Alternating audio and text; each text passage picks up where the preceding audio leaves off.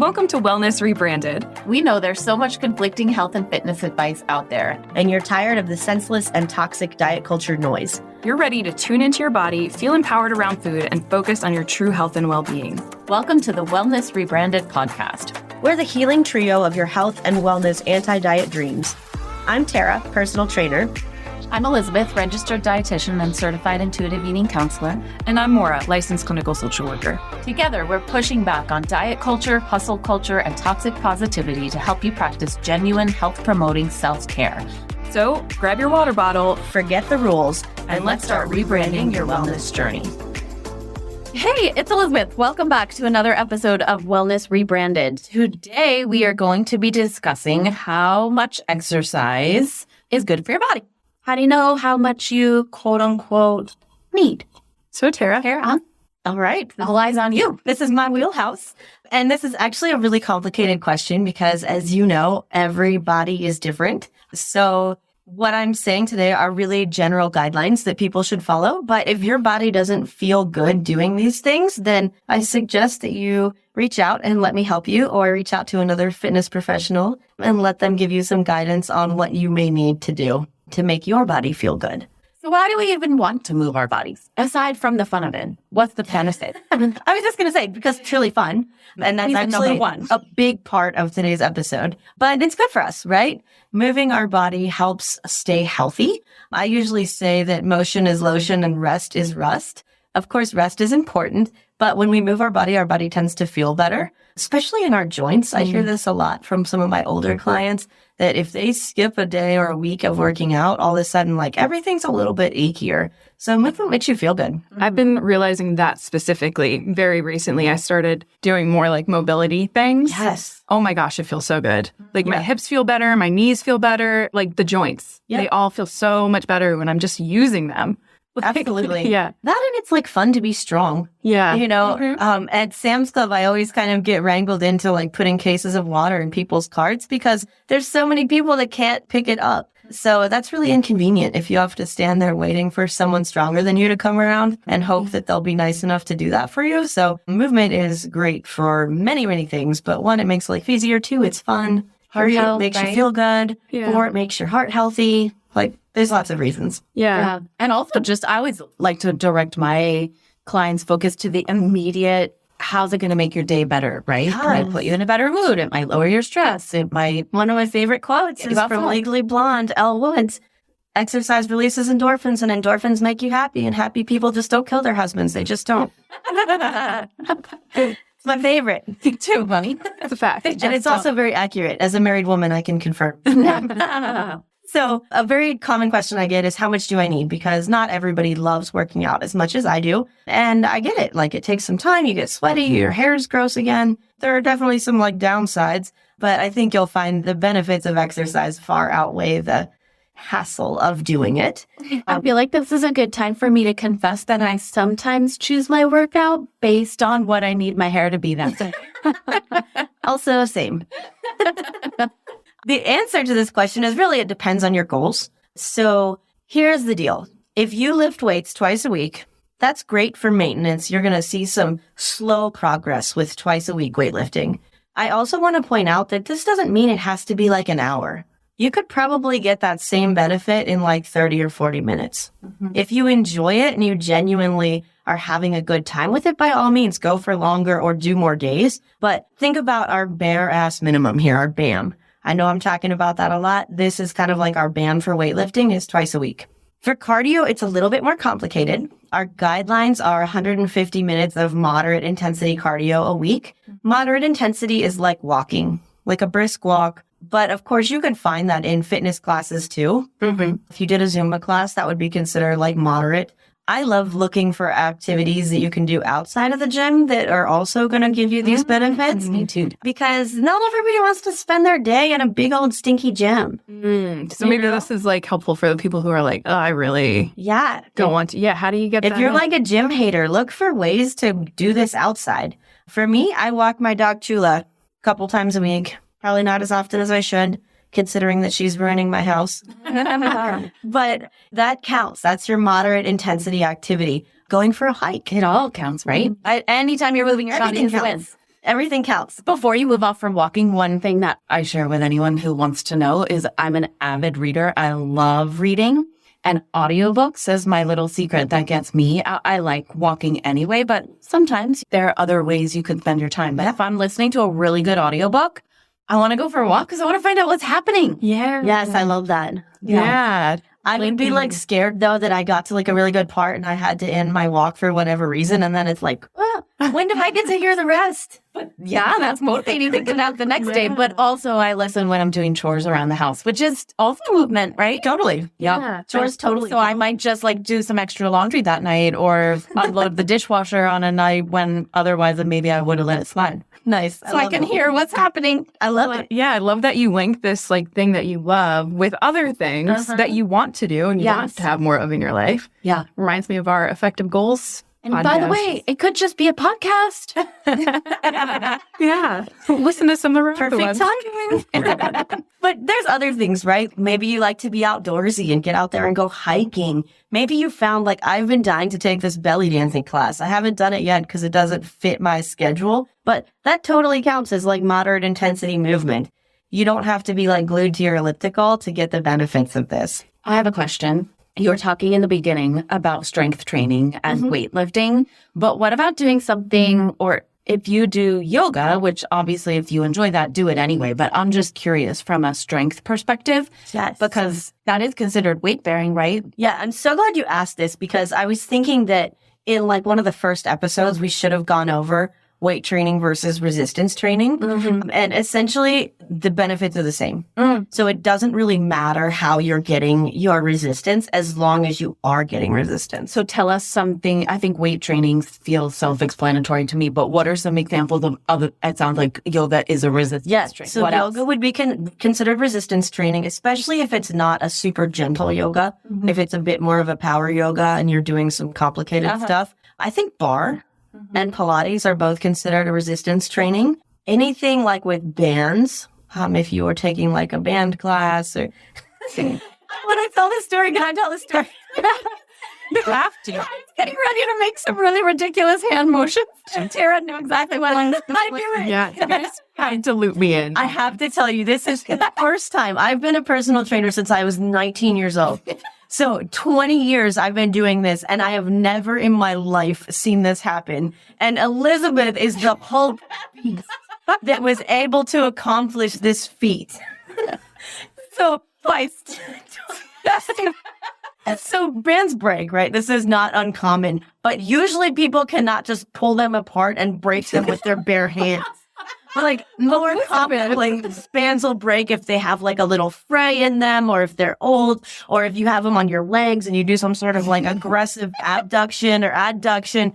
That's common. Being able to just pull a band in half with your bare hand, absolutely unheard of. And this beast of a woman, twice, not once, but twice in our workout last week. And I almost didn't even know how to react. I was like, So we trained through FaceTime. I so wish I had a screenshot of Tara's face when it happened because it was like stunned silence. I have never in my life even considered that that could have happened, especially because the move she was doing was like shoulder abduction, which typically we're pretty weak in our shoulders, which is why a flimsy little band is enough resistance to make that effective. Not this woman. So then I went and grabbed a second band and the same thing happened. So clearly these were old bands, guys. I'm not really that strong and something that the plastic broke down or I don't know what happened. But it was very Or funny. just tell about us. Or that. She's been training with me for like a year. I was going to say, It's a testament to Tara's training. Tara, if you guys want to get Hulk strong, She's your girl. Anyway, digressing. Anything that is using your own body weight is considered like resistance training. So even if you were outside at the playground doing the monkey bars with your kids or anything like that, it all counts. And this is important for Bone density.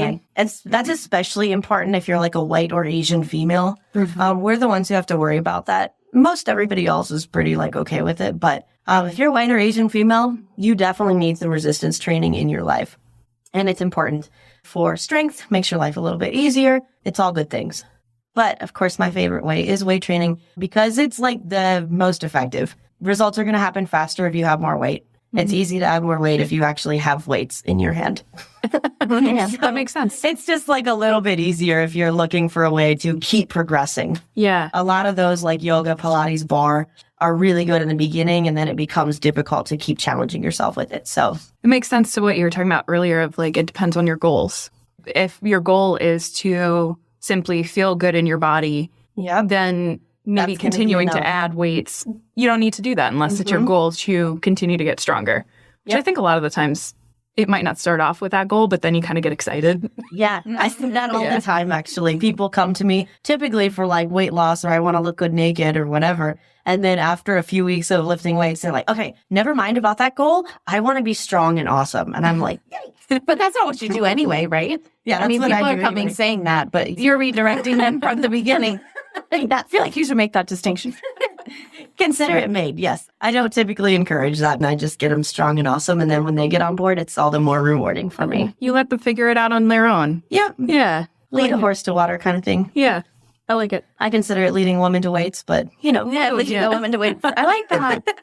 so That could be the title of the episode. there we go. Typically, we recommend 150 minutes a week, which to me sounds pretty ambitious. That's 30 minutes most days of the week. You do not have to start with that. Like, remember, we're talking about our bare minimum here. Our bare minimum might be like, get your weightlifting in twice and then walking every now and then, right? But that is eventually the goal. If you want something a little bit more time effective, 75 minutes a week of a higher intensity exercise is totally enough cardio to keep your heart and lungs super healthy. So taking like an hour-long HIIT class at your local gym, you know, or doing a boot camp in the park or something like that, totally effective. And then you'll just need a couple more minutes to hit that goal.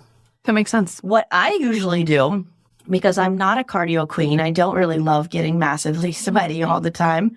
I usually do my weight workout. My weights usually take me 40-ish minutes twice a week. And then I add like a 15-minute high intensity circuit at the end. And then I've gotten all my weights done for the week. I've got 30 minutes of high intensity stuff. And then I'll walk Jules a couple times. And that's it. Yeah, I like that like kind of mix and match that fits your life. Yep. It doesn't have to be this like rigid thing where like, oh, I only got 148 minutes. Like, I'm feeling a lot of resistance to this conversation because I get it that these are the guidelines.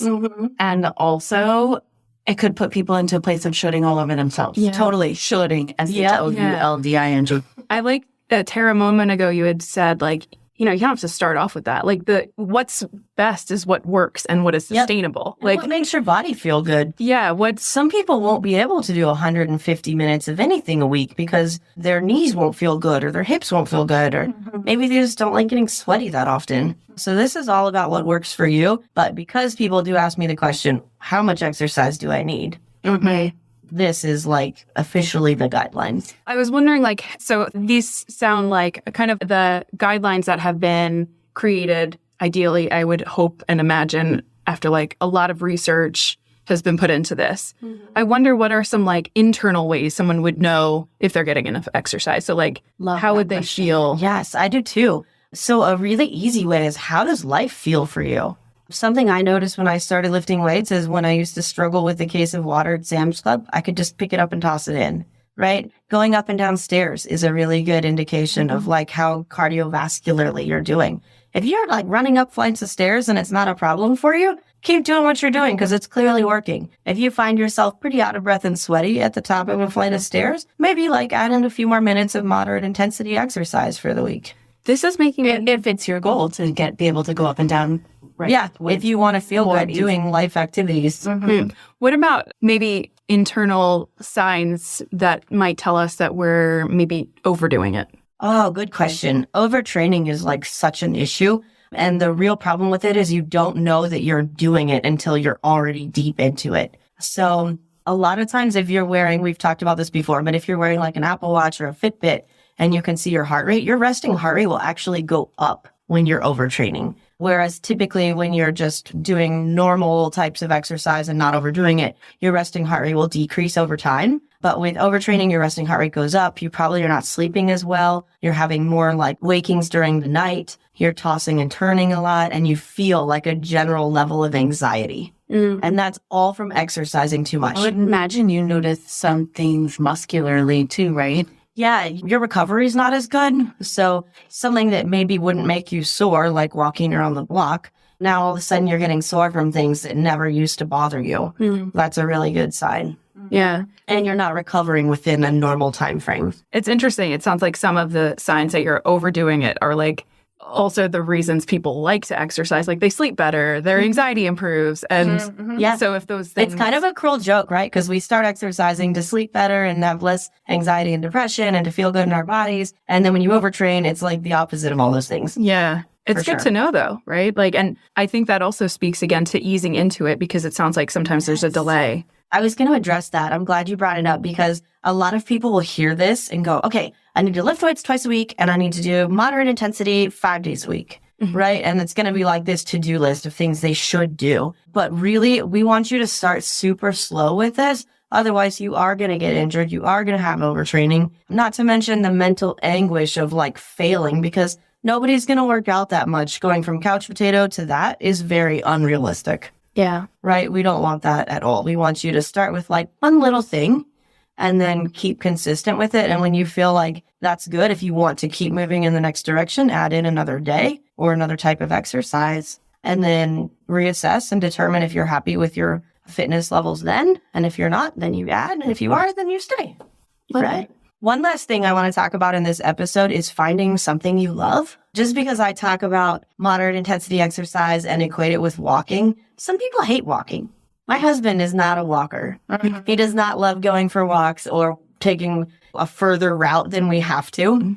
That's fine. He likes efficiency. He likes efficiency. And amazingly, he'll go to the gym and walk on the treadmill, but like walking in the world is not his jam. It's fine. Yeah, I'm thinking of a particular client that I had who really doesn't love a lot of traditional forms of exercise, but she really, really enjoys doing like renovation projects around her house. Oh, I love it. Like that's a perfect example of getting movement in non-traditionally, right? But that you enjoy. Now got a little sticky if the project ends, so you need to find the next thing.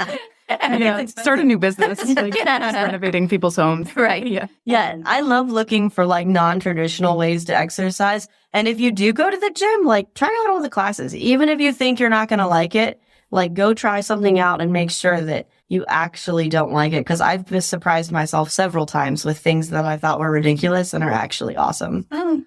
So go try lots of different things because you're not stuck with like running or walking. You can do what your body enjoys. I'm curious, since we talked about like some ideas and examples of things people can do to get this movement in. I'm curious if you have any ideas or recommendations for maybe some listeners who might have mobility issues, like they're in a wheelchair or they can't walk up the stairs, those kind of things. I wonder if you have any quick ideas. I'm sure that could be a whole episode, but that could be a whole episode. I actually deal with this a lot at the gym. Of course, my experience is at a gym because I work there, but there are so many machines. We have this cool arm crank bike where you like ride the bike, but with your arms instead of your legs. We have ski ergs where you're like doing cross-country skiing with your arms. There's a lot of options in the gym. So if that applies to you and you're wanting to like try something new, by all means, go like take a tour of the gym and see what they've got because adaptive fitness is huge right now. That also seems like a uniquely perfect circumstance to reach out to someone that can help them. Absolutely. Right? Especially if you're not sure what to do. Absolutely. Yeah. I volunteer with the Special Olympics. And last year I had like 17 kids or whatever. And one was in a wheelchair and one was completely blind. And 3 of them were like runners. So if I took my eyes off of them, they would like take off and run who knows where in the gym. It was a super challenging season to do this with them, but so rewarding. And it was really fun to see like, oh, I can adapt this exercise for this guy who's blind or for this kid in a wheelchair or all these different things that you had to kind of take account for. If you have someone who has any experience at all with that and you need that, I very much recommend going and getting some help there because there's a lot of people that specialize in that for sure. Nice. But bottom line, do what feels good, listen to your body and have fun, it sounds like. Yep. That's what I usually recommend is just have fun and find something you enjoy because if you don't enjoy it, you will not stick with it. That's a fact. Been there. Awesome. Amen. Thank you. Thank you. Thank you for joining us for this episode of Wellness Rebranded. If you found this helpful, please take a moment and leave us a review and share it with your friends. If you'd like to learn more about Maura, you can find her website, mauratunny.com. To connect with Tara, find her on Instagram at Tara De Leon Fitness. To connect with me, Elizabeth, visit me at elizabethharrisnutrition.com. And while you're there, follow the link to join my Health and Healing with Intuitive Eating community on Facebook.